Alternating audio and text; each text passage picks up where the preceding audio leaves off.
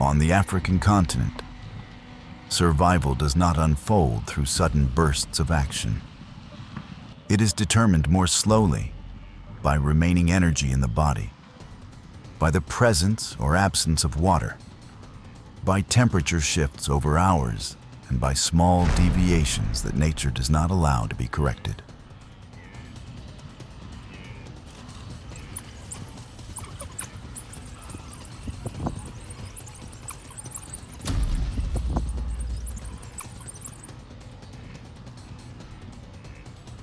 When pressure accumulates beyond a threshold, ecosystems reveal how they function.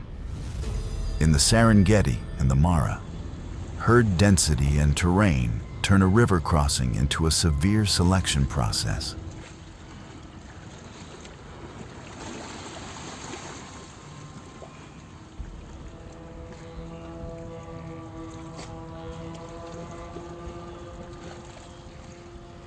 On open grasslands, Yanons balance hunting with holding access to resources under constant pressure from hyenas.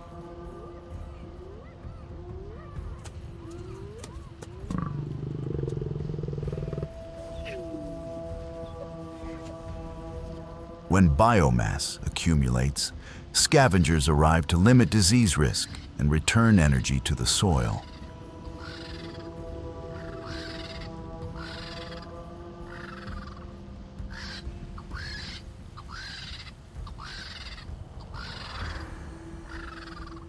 Farther on, drought forces elephants to open groundwater to sustain their herds. In open woodland,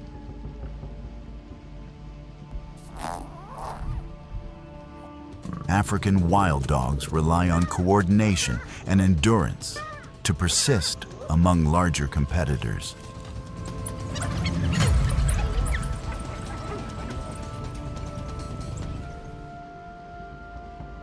In the Somali arid zone, physiology adjusts to conserve water.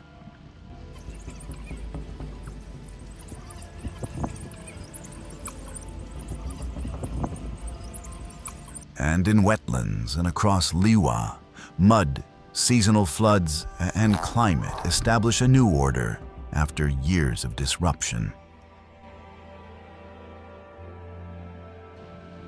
Every movement here carries a cost.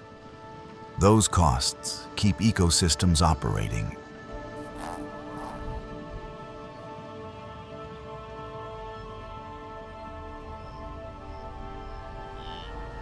Approximately 1.5 million wildebeest accumulate along the banks of the Mara River.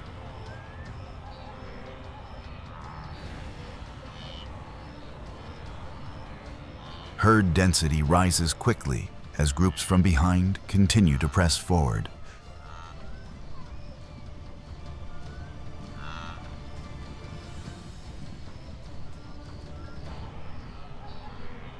Space becomes compressed by bodies, continuous low calls, and red dust lifted from dry ground.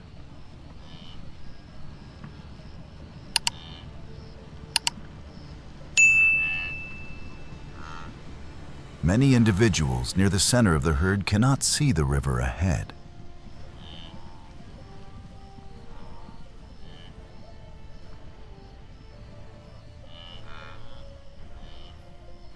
They register pressure transmitted through their bodies from all directions, where small movements are amplified by numbers.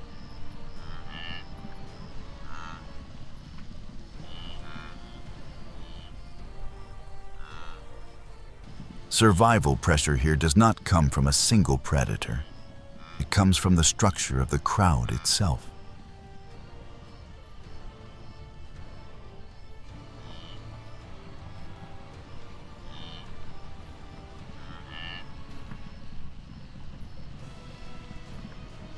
When the herd remains stationary for too long, balance becomes unstable. There is no clear leader. There is no unified signal to begin the crossing. Each minute of delay increases density behind.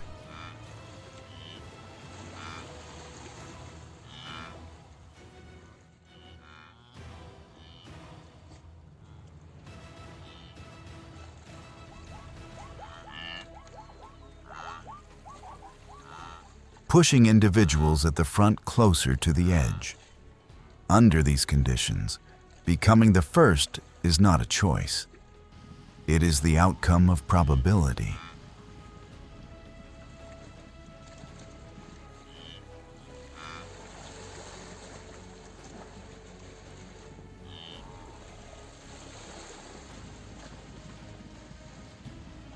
Along many stretches, the Mara riverbank is eroded into a steep wall of about 45 degrees.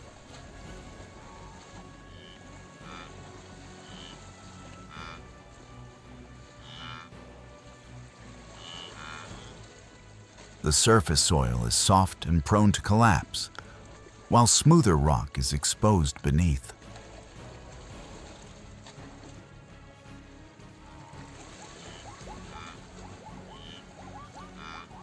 When the combined weight of the herd exceeds the load the edge can support, failure occurs.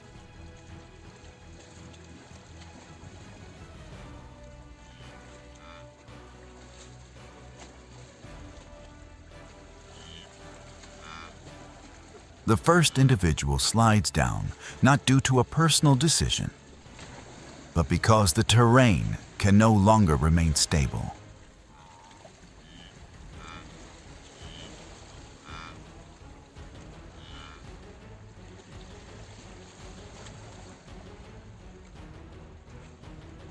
Immediately after, gravity controls the sequence. Individuals behind cannot stop.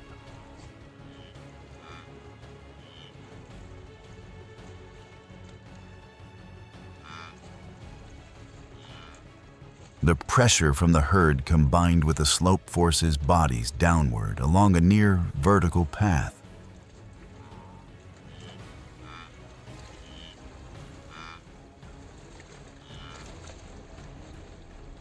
Hooves cannot gain traction on wet soil.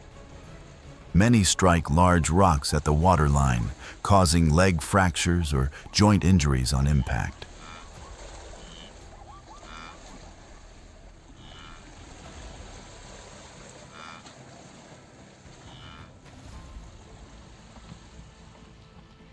Below, fast-moving water mixed with sediment reduces visibility to near zero.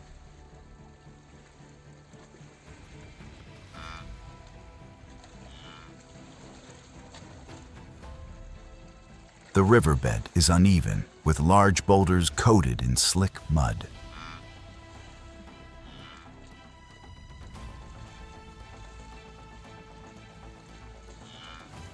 When entering the water without stable posture, wildebeest lose balance.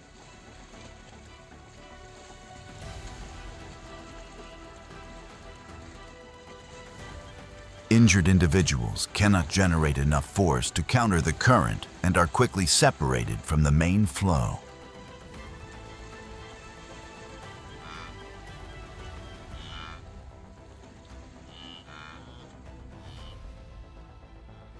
Zebras appear interspersed within the migrating flow.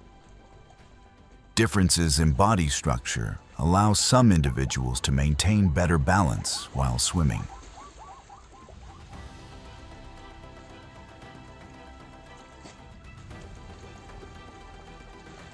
However, differences in speed and direction within confined space increase collisions.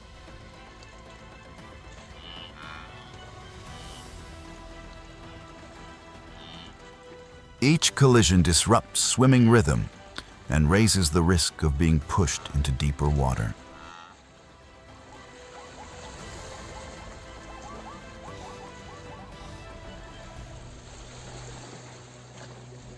In turbid conditions, Nile crocodiles do not rely on sight. They respond to vibration and irregular movement.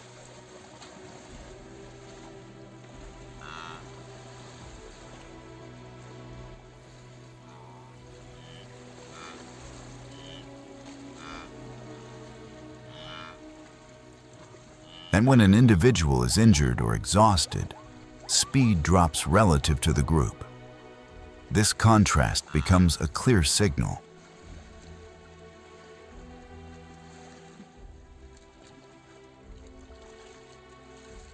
Approaches occur at very short range, using water force to restrain the target.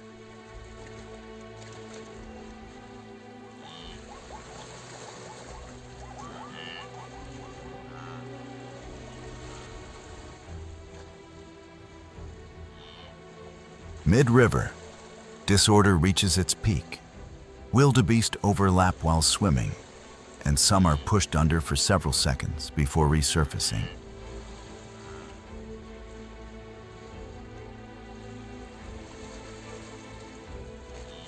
Disoriented individuals are drawn into eddies that carry them into deeper sections with no foothold.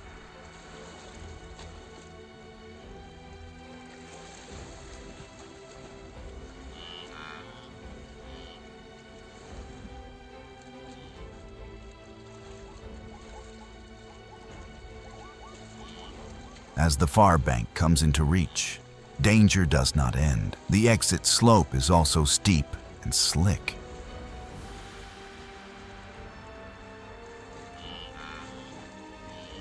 Many exhausted individuals cannot climb out at once.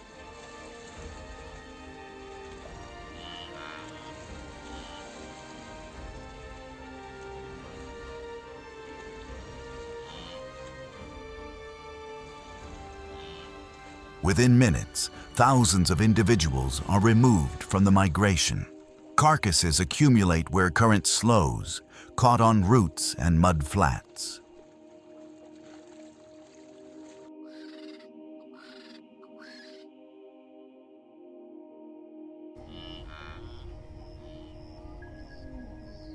The remainder of the herd moves on toward the plains without stopping.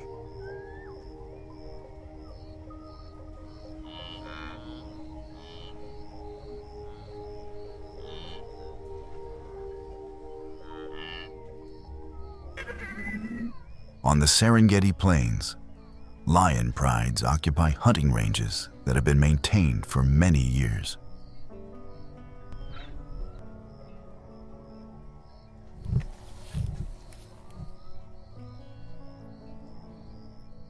During daylight hours, most time is spent in a low activity state. Adult lions rest close to dry ground, reducing sun exposure and limiting energy loss.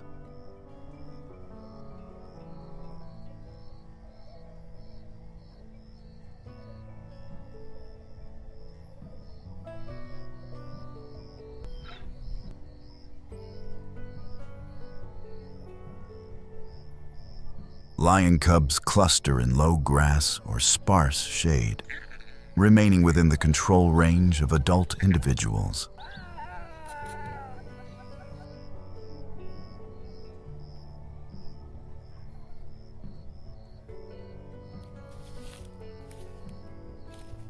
This calm state is not absolute safety, and it is part of an energy conservation strategy in an environment with unpredictable food availability.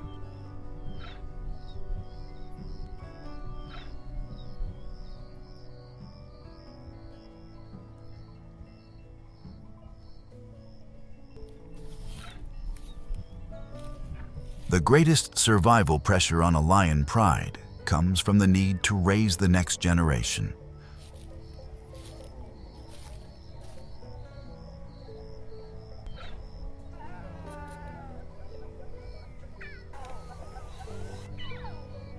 Lion cubs grow rapidly and require a steady supply of protein.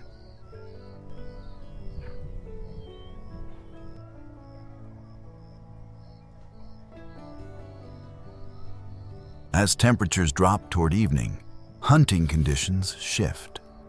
Lion activity increases. Tall, dry grass conceals low-level movement and creates an advantage at close range.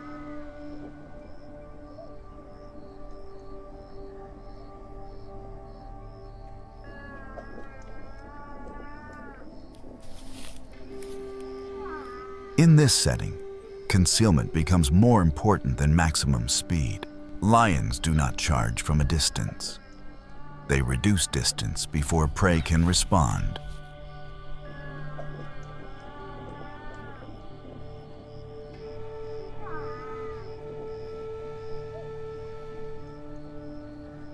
Hunting formations develop based on position and spacing. Individuals do not move as a single unit.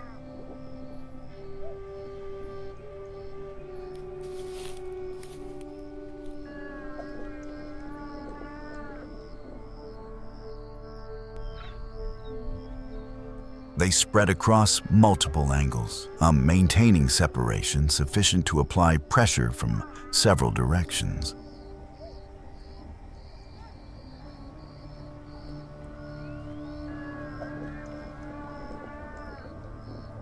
Coordination does not rely on sound. It relies on movement timing and prey response. When a prey animal changes direction, the formation adjusts to maintain containment.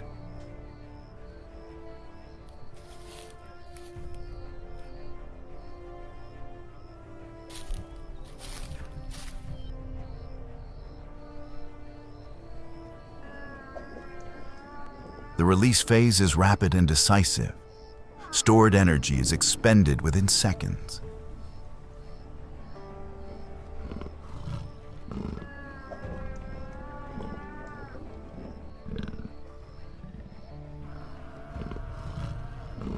When a hunt succeeds, survival pressure shifts rather than disappears.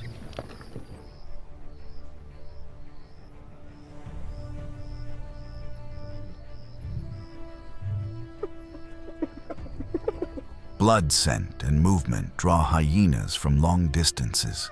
They arrive in groups and increase in number over time. Hyena advantage does not lie in individual strength. It lies in density and sustained pressure.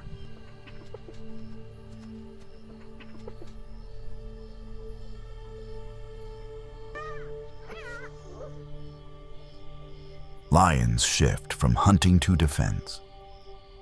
Adult individuals position themselves around the carcass, maintaining distance from hyenas.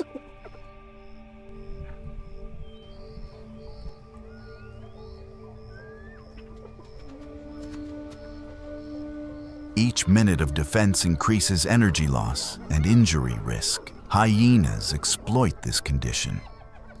They extend harassment and force lions into prolonged vigilance.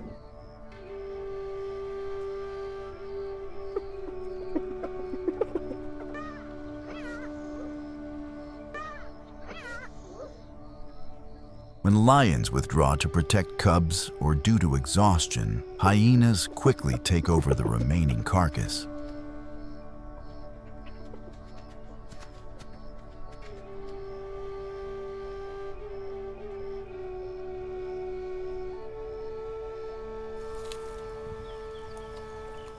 Unlike lions, hyenas can process nearly the entire remaining biomass. Powerful jaws allow bone crushing and access to low-value components.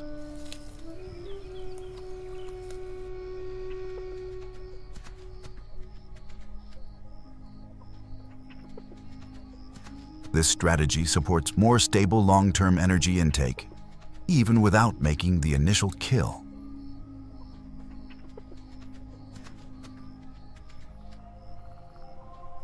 After hunts and river crossings, carcasses appear scattered across the plains.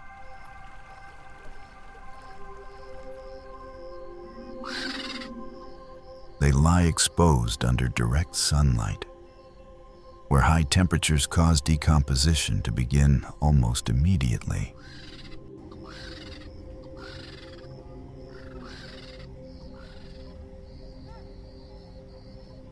Rupel's vultures approach the site from great distances. From high altitude, they detect small changes in movement among predators and other scavengers on the ground.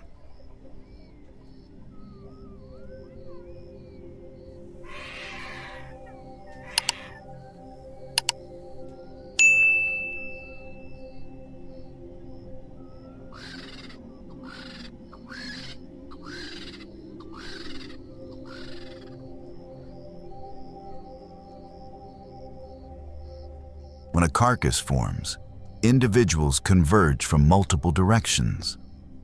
Numbers increase rapidly, forming a dense cluster around the food source within a short time.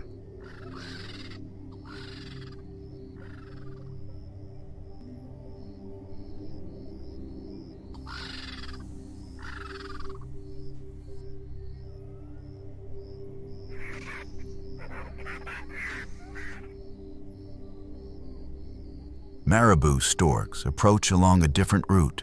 They arrive from wetlands, mudflats, and river edges, entering the site on foot.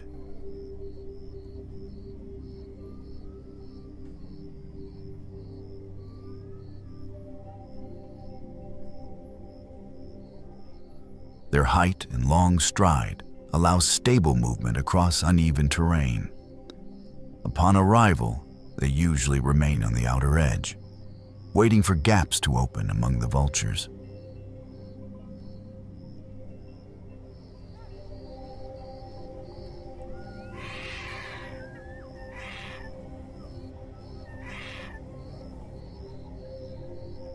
Survival pressure at the site does not come from locating a carcass.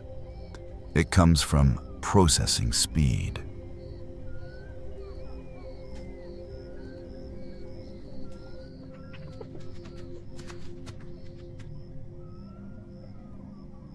Competition for position begins as numbers increase. Ruppel's vultures dominate through density and direct access to soft tissue.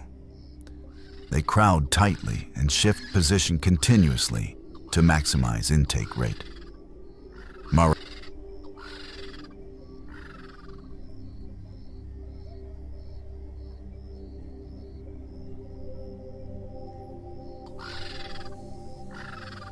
Marabou storks do not engage in dense crowding. They use height and strong bills to access thicker portions when opportunities appear.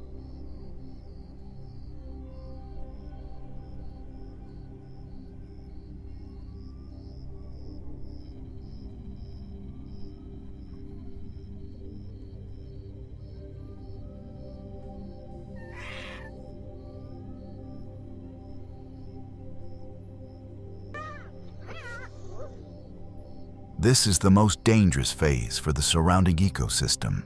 If carcasses remain too long, bacterial spores can enter soil and water and retain infectious potential for years.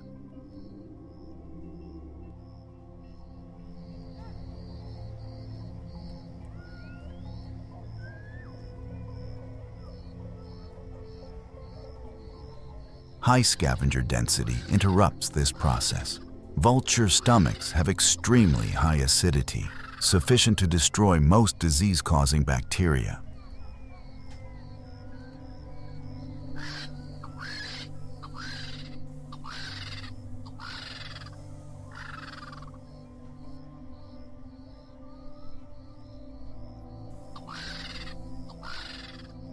When soft tissue is consumed quickly, the duration of conditions favorable to bacterial growth is sharply reduced.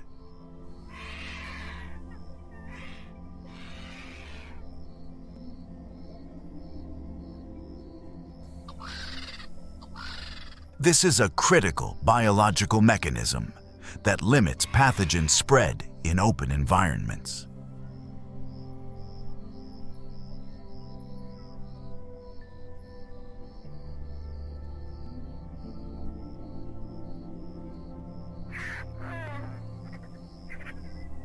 Throughout this process, competition continues without pause. Vultures displace weaker individuals toward the edges. Marabou storks exploit brief openings to access tissue.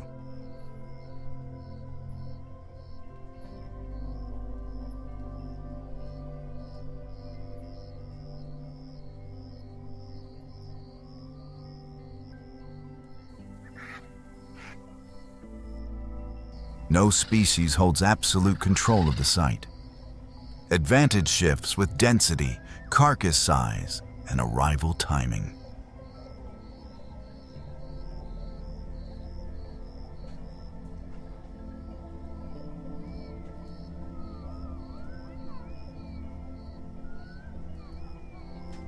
After several hours, carcass structure changes clearly. most soft tissue disappears.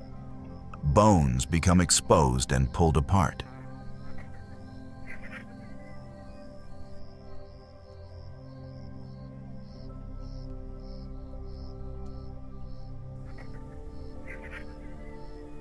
As nutritional value declines, processing rate slows.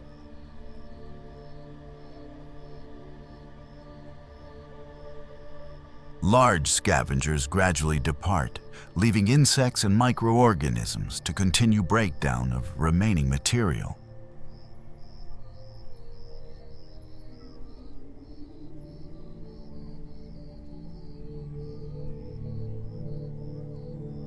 Nutrients do not disappear with the carcass. Scavenger droppings fall to the ground, carrying nitrogen and phosphorus in absorbable forms.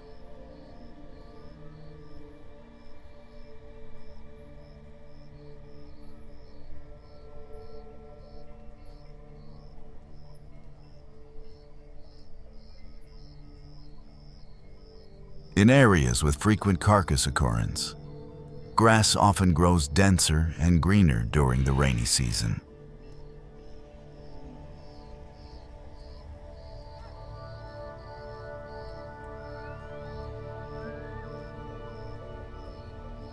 For the plains, this is not an abnormal event.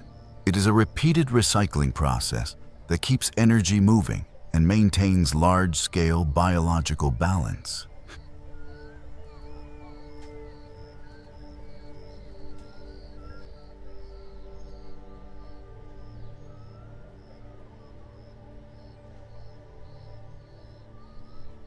During the dry season, the Miombo woodland becomes a harsh environment.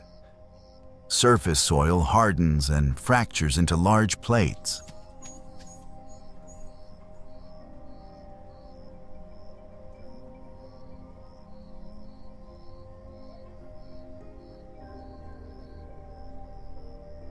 Surface water disappears across most of the region, leaving only seasonal pools that have dried completely.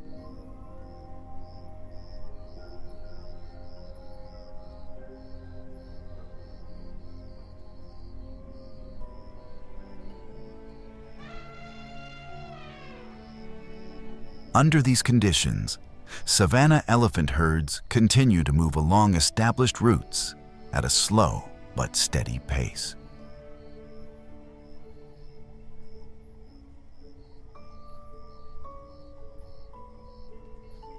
The dominant survival pressure is prolonged thirst. Because of their large body mass, elephants require substantial daily water intake to maintain metabolism and regulate body temperature.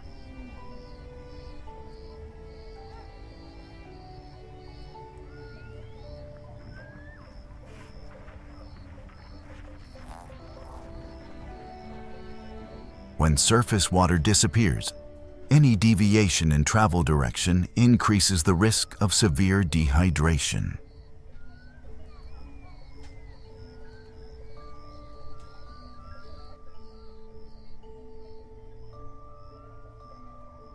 This pressure affects the entire herd and is most pronounced in calves, which lose water more rapidly and overheat more easily.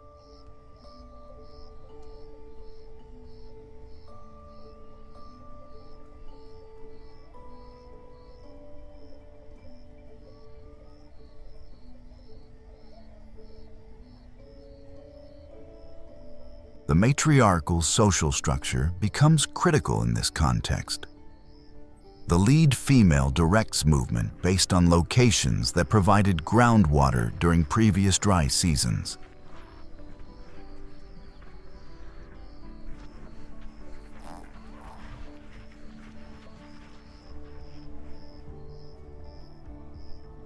These sites show no obvious surface indicators. There are no visible flows or patches of green grass. Their value lies in subsurface geology, where water remains after seasonal rains end.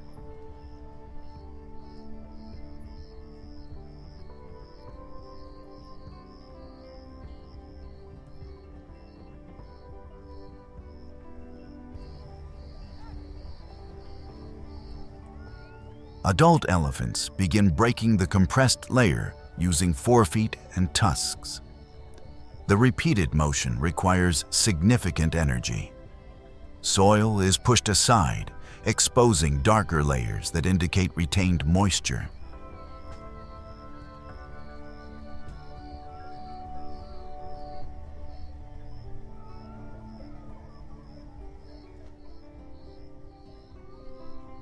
When the pit reaches sufficient depth, groundwater begins to seep through soil fissures. Initial water volume is small but sufficient to create a critical resource concentration in the dry environment.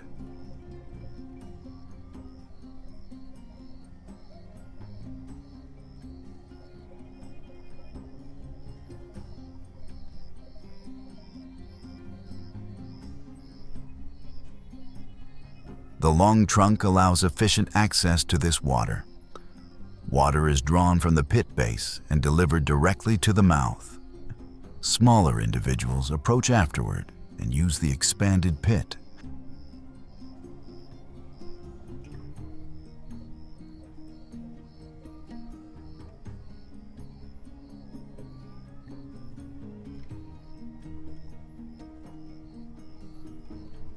Access order reflects herd hierarchy, reducing conflict and ensuring calves drink before the source is depleted.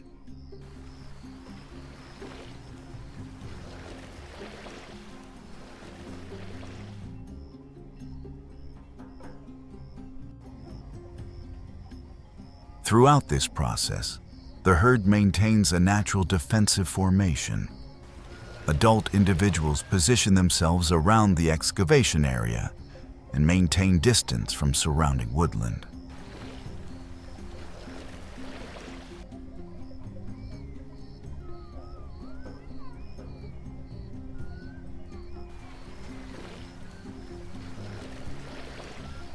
This structure preserves internal order and limits exposure to potential threats.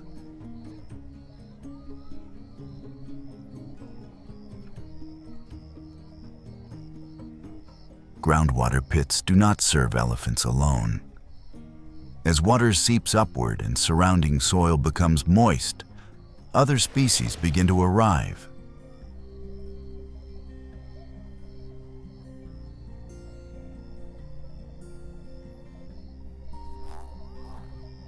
Small antelope, warthogs, birds, and insects appear in successive waves.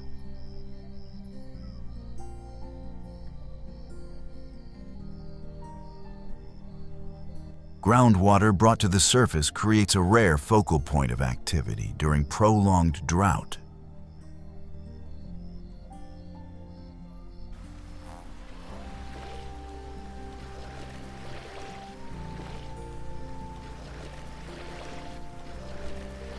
Once temporary water access is secured, the herd resumes movement along established routes.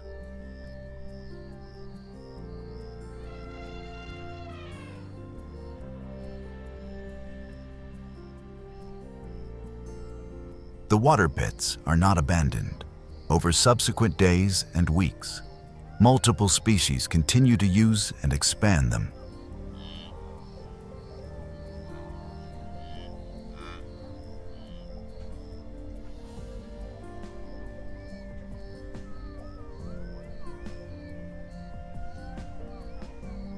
Some pits become semi-permanent water sources that persist through multiple dry seasons if regularly reused.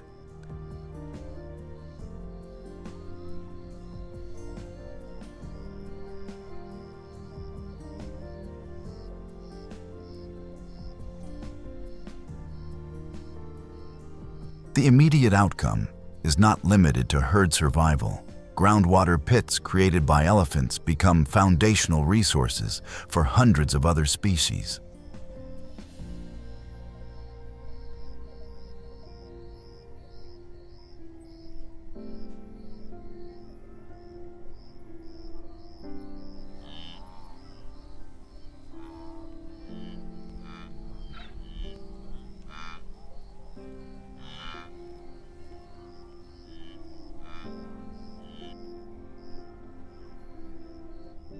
In Miombo Woodland, under prolonged thirst pressure, elephants play a critical role in opening and maintaining life-supporting pathways and keeping energy flow within the ecosystem intact.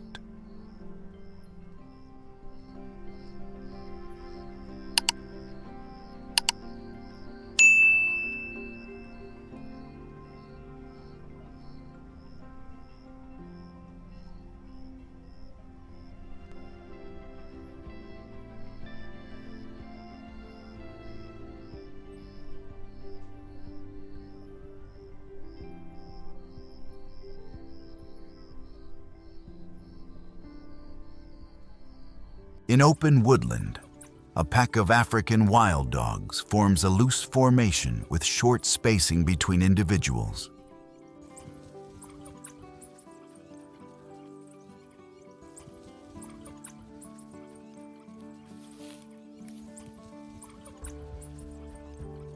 The space is fragmented by tree trunks, shrubs, and uneven ground.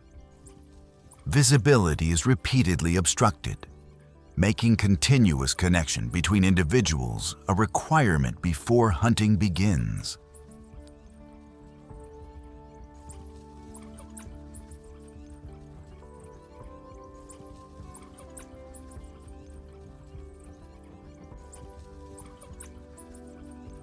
Sneezing vocalizations appear intermittently within the pack, with frequency increasing over time.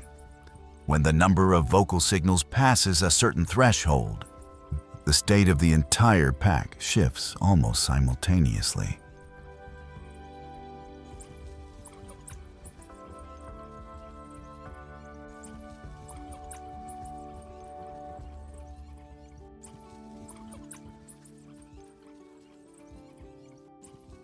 The open woodland environment adds another layer of challenge. Obstacles appear continuously, disrupting running lines and blocking sight lines.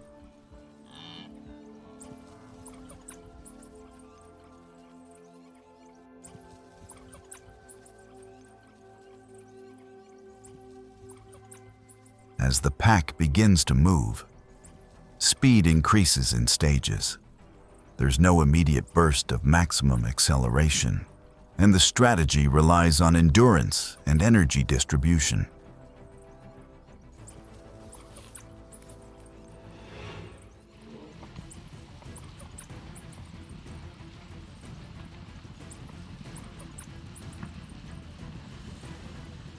Individuals rotate the lead position, reducing load on any single animal.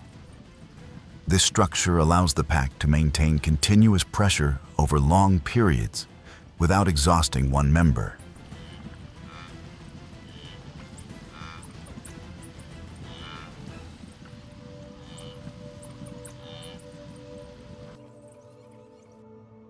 In more open areas, East African oryx move in small groups.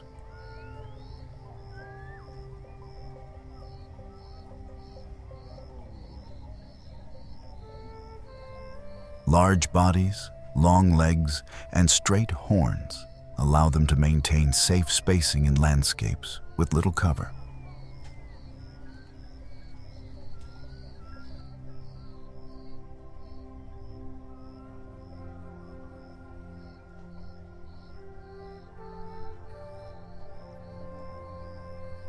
Oryx face sandstorms and high temperatures without accessing surface water for long periods.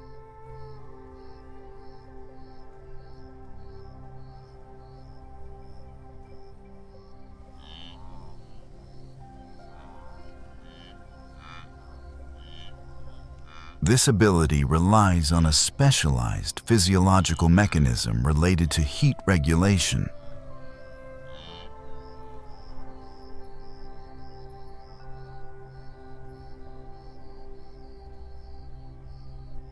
As environmental temperature rises, oryx allow body temperature to increase within a safe range.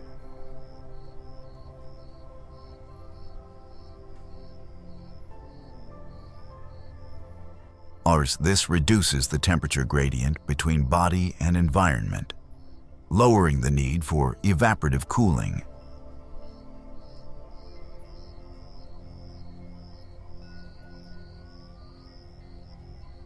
Most water intake for oryx comes from dry vegetation.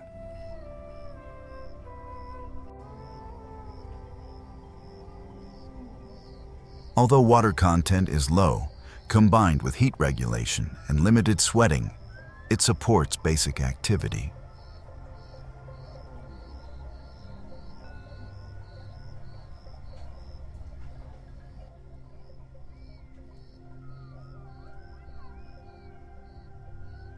Oryx do not require daily drinking and can persist for weeks without open water.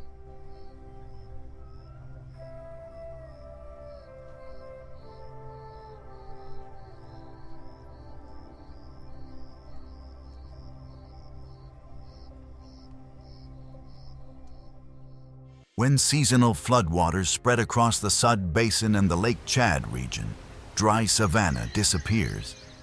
Solid ground is replaced by deep sinking mud, turbid channels, and unpredictable flooded flats.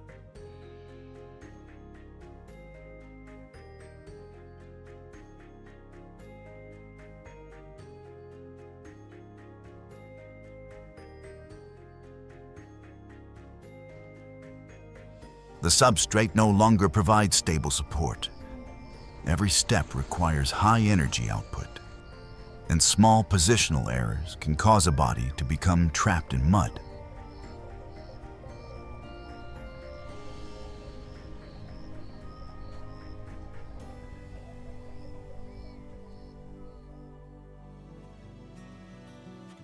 Hippopotamuses concentrate around stable mud pools. Most of the body remains submerged, with only eyes, ears, and part of the back exposed.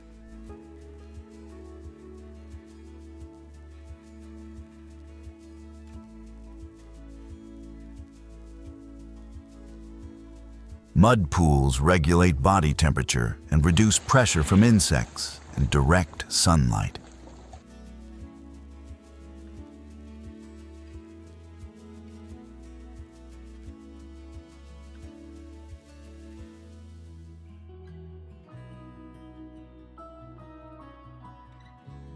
As water levels shift, suitable mud area contracts, increasing animal density and spatial competition.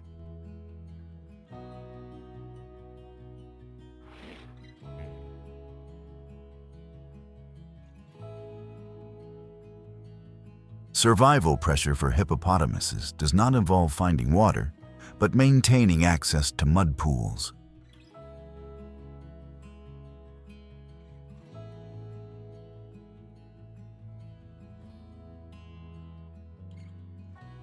Warm, stagnant water supports parasites. Hippopotamus skin is frequently abraded by mud and hard objects. Loss of a stable position rapidly increases infection risk.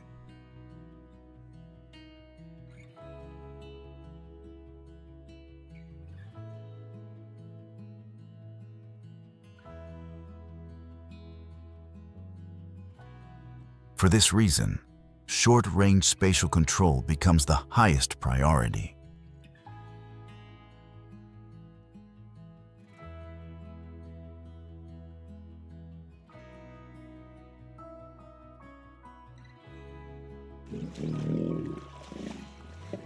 In mud, large body size provides a clear advantage. Hippopotamuses do not require speed or extended pursuit.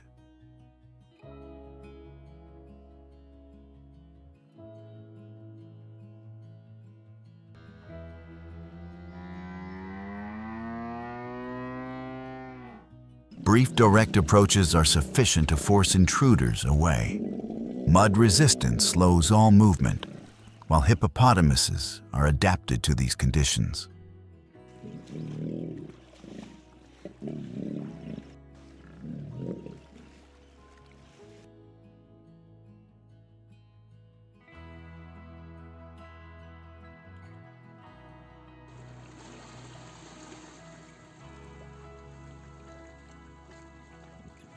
Cape buffalo enter flooded zones using tight herd structure. The herd moves as a dense mass with minimal spacing between individuals.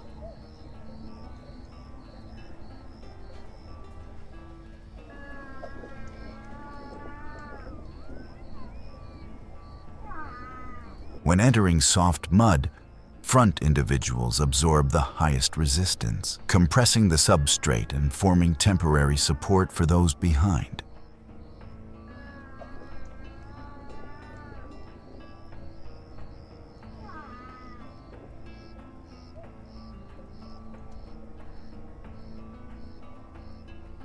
This structure reduces the risk of single animals becoming stuck.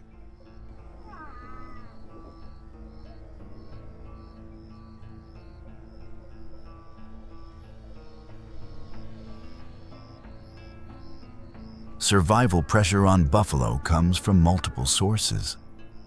Waterborne parasites reduce condition if the herd remains stationary too long.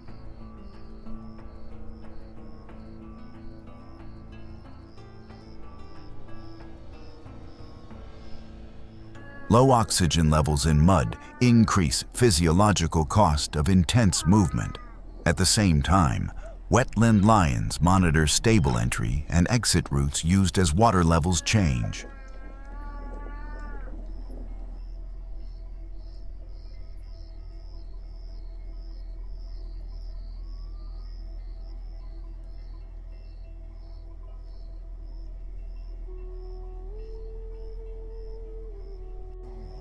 In muddy environments, the speed advantage of lions is nearly eliminated. Each acceleration carries risk of entrapment or injury.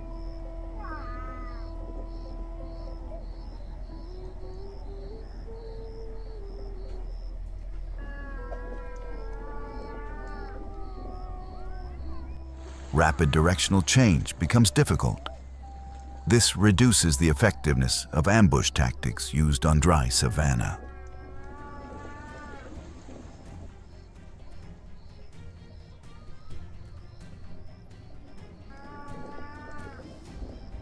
Buffalo exploit this limitation by maintaining compact formation. When threat signals appear, the herd tightens and positions adult animals outward.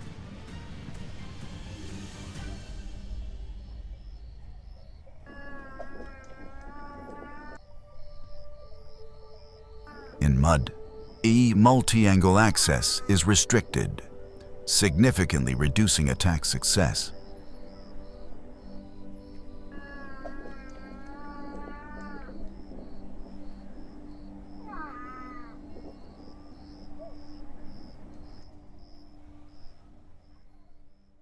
Crocodiles occupy deep channels and wetland margins. They use transition zones between deep water and soft mud, where large animals must slow down.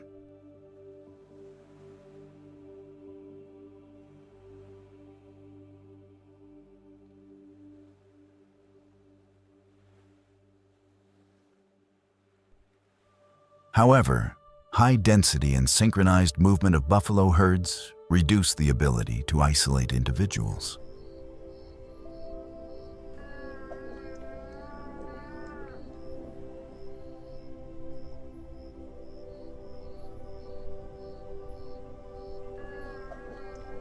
Continuous surface vibration disrupts precise approach cues.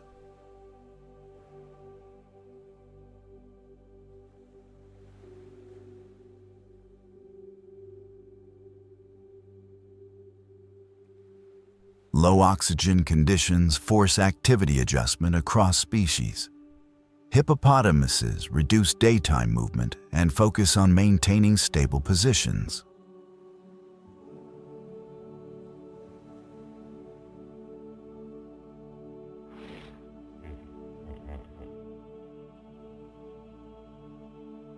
Buffalo select routes used repeatedly.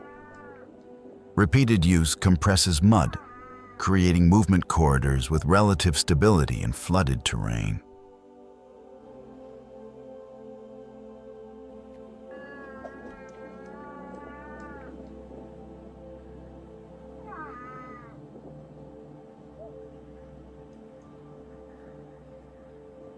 As floodwaters continue to rise or retreat, safety boundaries shift rapidly. Areas stable one day can become mud traps the next.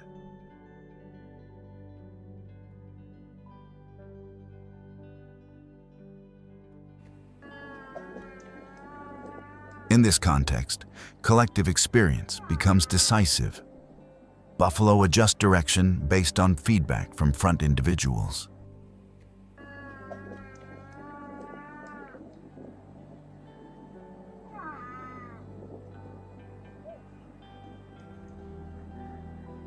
Hippopotamuses maintain familiar mud pools tested across many seasons.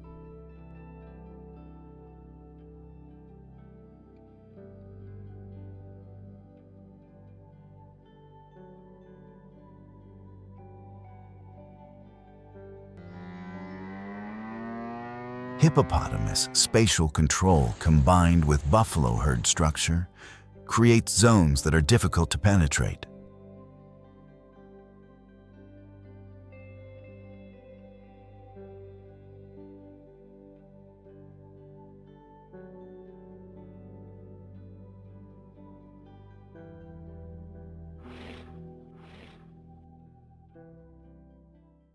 The Liwa Plains in western Zambia extend across flat terrain with short grass cover.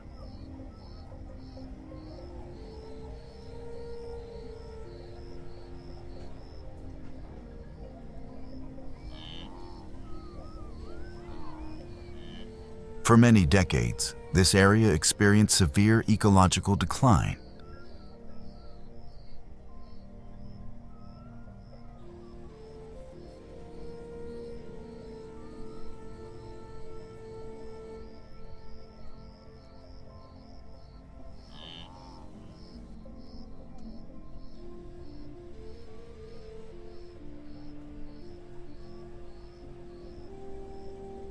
Overhunting and prolonged disturbance disrupted migration cycles, reduced herbivore biomass, and nearly eliminated predators.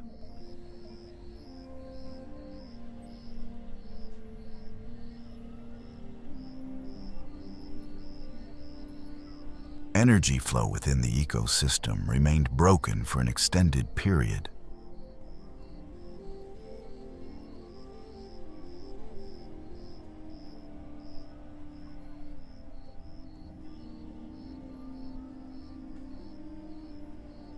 Change began when topee antelope herds returned. Thousands of individuals moved across the plains in coordinated waves, or forming long migration bands.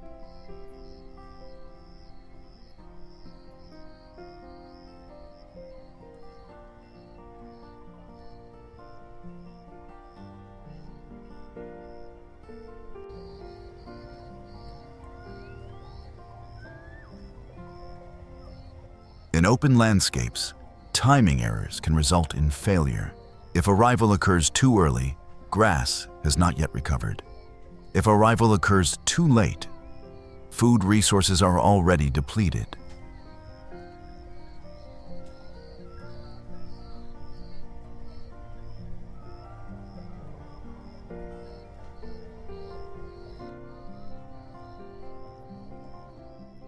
Under variable climate conditions, selecting the correct migration window becomes a critical survival pressure.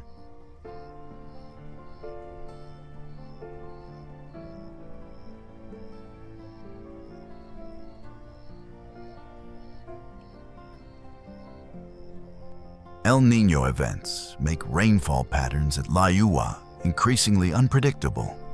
Grass growth becomes uneven, creating widespread nutritional gaps.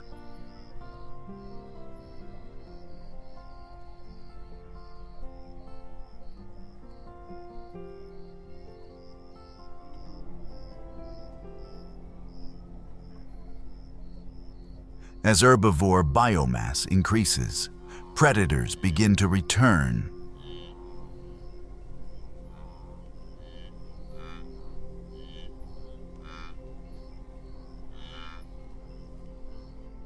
Cheetahs adapt rapidly to open plains, where speed and long approach distances are effective.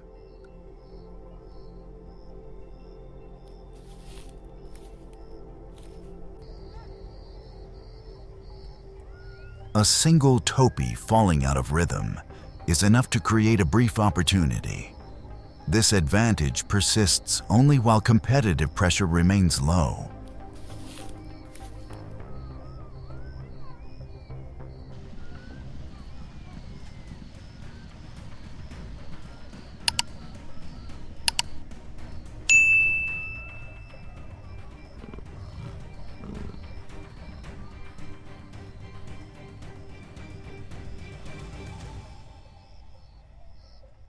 Lions return to Liwa more slowly. The legacy of Lady Liwa marks a rare phase of re-establishment for the species in this region.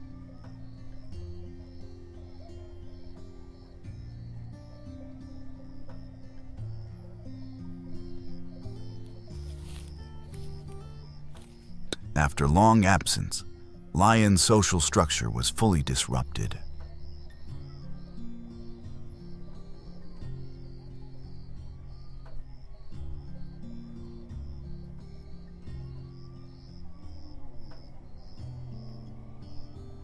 When new individuals appear, survival pressure involves not only hunting, but maintaining presence long enough to form stable prides.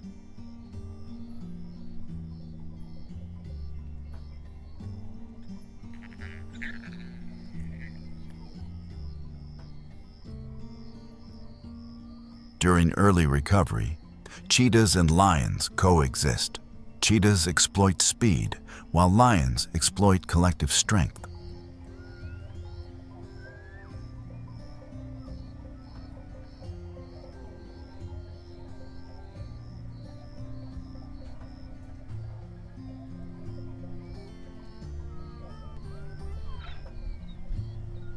As lion density increases, competitive pressure emerges and hunting space becomes shared, pushing the ecosystem into a new adjustment phase.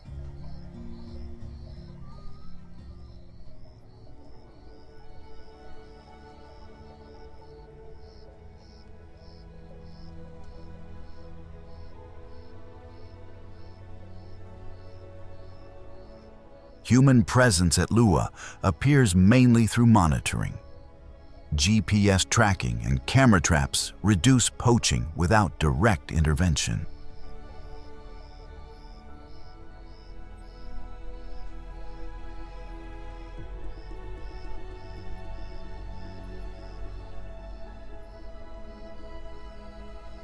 This restraint allows species to self-adjust to climate variation and food availability.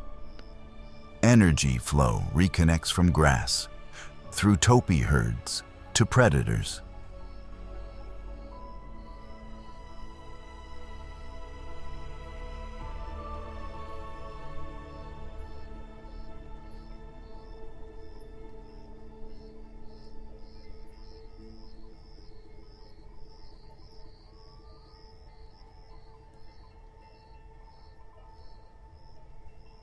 Liwa does not return to its former state.